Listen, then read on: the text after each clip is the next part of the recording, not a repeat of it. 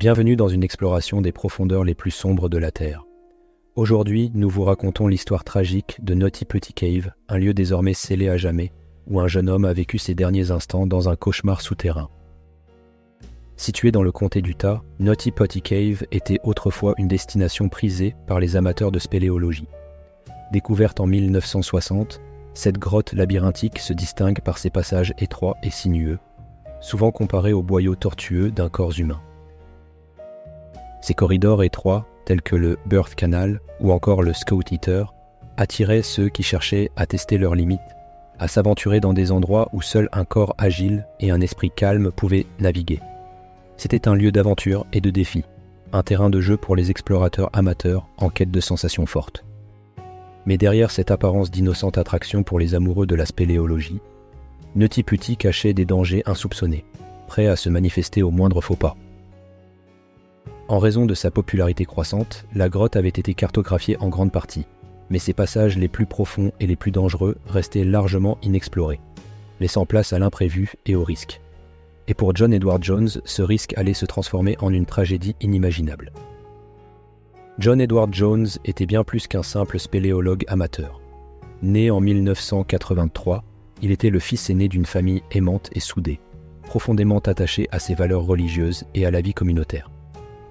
Dès son plus jeune âge, John avait développé un goût pour l'exploration, souvent en compagnie de son père et de ses frères. Mais au-delà de ses passions d'enfance, John était surtout un homme de foi, un père de famille dévoué et un étudiant en médecine plein de promesses. À 26 ans, John était marié à Emily, son amour de toujours, avec qui il avait eu une petite fille. En tant que père, il était protecteur et attentionné, plaçant toujours sa famille au cœur de ses priorités. Mais John avait aussi un rêve, celui de devenir médecin. Étudiant en médecine à l'Université de Virginie, il travaillait dur pour concrétiser cette ambition, animé par un profond désir d'aider les autres et de faire une différence dans le monde. John n'était pas seulement un étudiant brillant, mais aussi un homme de foi inébranlable. Membre actif de l'Église de Jésus-Christ des Saints des derniers jours, il participait régulièrement aux activités de sa paroisse et s'efforçait de vivre selon les principes de sa religion. Pour John, chaque jour était une occasion de renforcer sa spiritualité et de servir sa communauté. Le 24 novembre 2009, John Edward Jones n'était pas simplement un explorateur cherchant l'aventure dans Naughty Putty Cave. Il était un père, un mari, un futur médecin et un homme guidé par sa foi. Mais ce jour-là, cette grotte qu'il avait connue enfant allait devenir le théâtre de son dernier voyage. L'exploration commence comme prévu, avec des rires et des plaisanteries, chaque membre du groupe avançant prudemment, mais sans inquiétude particulière. Les souvenirs de ses aventures passées reviennent en mémoire à John, lui donnant confiance en ses capacités à naviguer dans ce dédale souterrain. C'était une journée comme une autre, où l'adrénaline et la camaraderie étaient au rendez-vous. Mais à mesure qu'il s'enfonce dans les profondeurs de Naughty Putty, l'atmosphère change subtilement. Les rires se font plus rares, remplacés par une concentration intense. Les passages se resserrent, les échos des pas résonnent plus fort et les parois de la grotte semblent se rapprocher un peu plus à chaque instant. Pourtant, personne ne se doute encore que cette aventure prendra bientôt un tournant tragique. Alors que John Edward Jones avance prudemment dans les méandres de Naughty Putty Cave, il se retrouve face à un choix crucial, continuer à explorer ou faire demi-tour. Devant lui, un passage particulièrement étroit se présente. John pense qu'il s'agit de The Birth Canal, un passage bien connu et difficile, mais réalisable. Il décide alors de s'engager dans cette ouverture, convaincu de pouvoir passer. Le passage est extrêmement étroit, seulement 25 cm de large et 45 cm de haut, à peine assez grand pour permettre à un corps humain de s'y glisser. John se pousse avec ses pieds, avançant centimètre par centimètre, le corps comprimé entre les parois rugueuses. Mais très vite, il se rend compte que quelque chose ne va pas. Ce n'est pas The Birth Canal, c'est un passage encore plus petit, un cul-de-sac, sans issue. Pris au piège, John tente de reculer, mais ses bras et ses épaules sont désormais bloqués. Sa position tête en bas rend chaque mouvement plus difficile, chaque tentative de se libérer plus désespérée. Il essaie de se tordre et de pousser avec ses pieds, mais plus il lutte, plus il s'enfonce dans la fissure. Le poids de son propre corps le tire inexorablement vers le bas, et la gravité devient son pire ennemi. John est maintenant coincé tête en bas, dans un espace si restreint qu'il ne peut même pas respirer correctement. L'air devient rare et la panique commence à s'installer. Il appelle à l'aide, sa voix étouffée par les parois étroites qui l'entourent. Chaque minute qui passe, chaque tentative échouée, rapproche John de l'inévitable. Dans cet enfer souterrain, seul et impuissant, John Edward Jones est piégé, sans possibilité de se libérer. Il est maintenant à la merci de la grotte, de la gravité et du temps qui s'écoule impitoyablement. Lorsque l'alerte est donnée, une équipe de secours se mobilise immédiatement. Le temps presse et chaque minute compte. Ils savent que John est coincé dans une position extrêmement dangereuse, tête en bas, dans un passage si étroit que même un simple mouvement pourrait aggraver sa situation. Les secouristes sont expérimentés, mais ce qui les attend dans Nutty Putty Cave dépasse tout ce qu'ils ont connu auparavant. Dès leur arrivée à proximité de John, ils réalisent l'ampleur du défi. Le passage est tellement étroit que même les outils de désincarcération traditionnels ne peuvent pas être utilisés. Ils doivent improviser, utiliser des cordes, des poulies et leurs mains nues pour tenter de le dégager. Mais chaque tentative se heurte à la réalité impitoyable de la grotte. L'espace est trop restreint et la position de John, suspendu tête en bas, rend tout effort encore plus complexe. Il tente de dégager la roche autour de lui, d'élargir le passage, mais les parois sont dures et le moindre faux mouvement pourrait causer un éboulement. L'un des secouristes, un vétéran, propose de créer un système de poulies pour tirer John vers le haut. L'idée semble prometteuse, mais l'espace réduit empêche d'obtenir un levier suffisant. À chaque tentative, les cordes glissent, les outils se bloquent, et John est à peine soulevé de quelques centimètres avant de retomber dans la fissure. Le temps passe, et l'épuisement commence à se faire sentir chez les secouristes. Ils luttent non seulement contre la gravité, mais aussi contre l'étroitesse implacable de la grotte. Les conditions sont extrêmes, chaleur suffocante, manque d'oxygène, et l'étroitesse du passage qui rend chaque mouvement douloureusement lent. Leurs espoirs s'amenuisent à mesure que les heures s'écoulent. Chaque nouvelle tentative semble plus désespérée que la précédente. Malgré leurs efforts acharnés, ils sont confrontés à une vérité terrifiante. Ils ne peuvent ni agrandir le passage suffisamment rapidement, ni changer la position de John pour le libérer en toute sécurité. La gravité de la situation devient de plus en plus évidente. La grotte, avec sa froideur impitoyable, garde John prisonnier et les secouristes commencent à comprendre qu'ils sont en train de perdre cette course contre la montre. Au bout de plusieurs heures d'efforts infructueux, il devient clair que malgré toute leur volonté et leur expertise, le sort de John est hors de leur contrôle.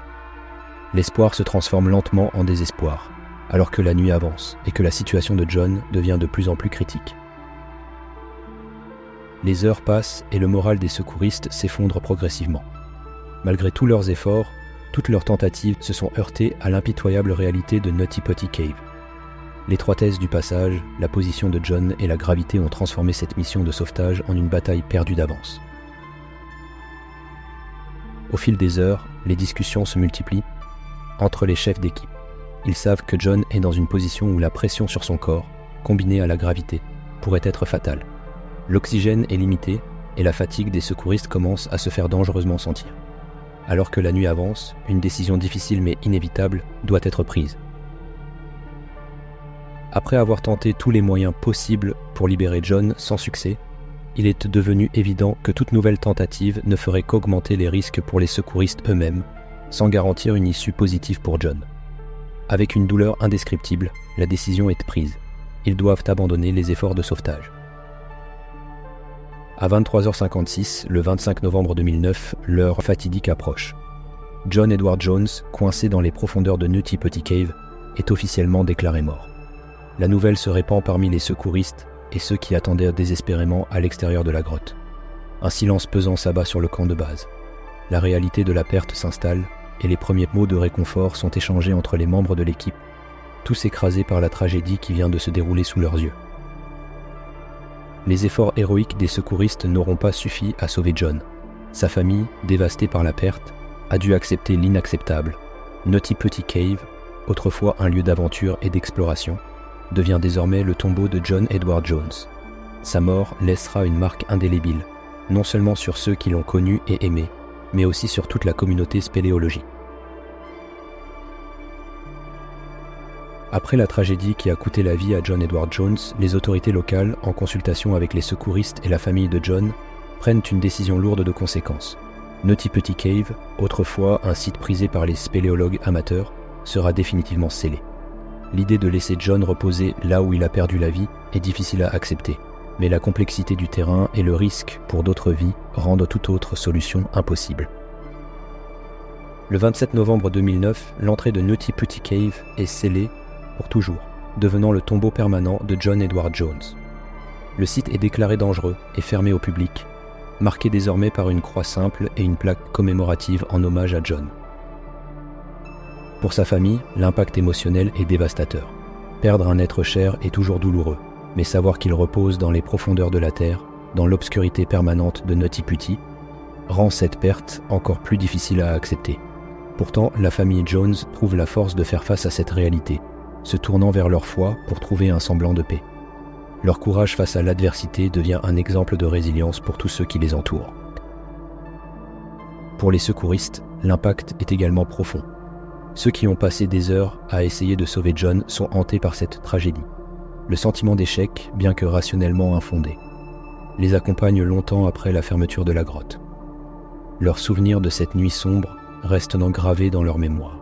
Un rappel constant des limites de leur capacité face à la puissance impitoyable de la nature. Nutty Putty Cave, autrefois un lieu d'exploration et d'aventure, est maintenant un sanctuaire silencieux, témoin de la fragilité de la vie humaine. John Edward Jones repose là, à jamais lié à cette grotte, son nom gravé dans l'histoire comme une tragédie qui a changé à jamais la perception de ce que signifie s'aventurer dans les profondeurs de la Terre. L'histoire de John Edward Jones dans Nutty Putty Cave nous rappelle la beauté et l'immensité de la nature, mais aussi ses dangers. Les activités extrêmes comme la spéléologie, l'alpinisme ou la plongée sous-marine offrent des expériences uniques, mais elles demandent aussi une préparation rigoureuse, une connaissance approfondie des risques et un respect total des limites de la nature. Lorsque vous vous aventurez dans des environnements extrêmes, n'oubliez jamais que la prudence est votre meilleur allié. Planifiez chaque étape, respectez vos limites et soyez toujours conscient des dangers qui peuvent surgir. La passion pour l'aventure doit toujours être équilibrée par une préparation et une vigilance constante. John Edward Jones était un explorateur plein de vie, un homme de foi et de famille qui, comme beaucoup d'entre nous, cherchait à repousser ses limites. Son histoire, bien que tragique, est un puissant rappel que même les plus préparés peuvent être pris au dépourvu par les forces de la nature. Nous espérons que ce récit vous a non seulement ému, mais qu'il vous a aussi inspiré à aborder vos passions avec une précaution accrue. La vie est précieuse, et chaque aventure doit être menée avec un respect total pour les risques qu'elle comporte. Cliquez sur le bouton s'abonner et activez la cloche de notification pour ne rien manquer de nos prochaines vidéos. Merci de nous avoir rejoints dans cette exploration et rappelez-vous, restez curieux mais restez prudents.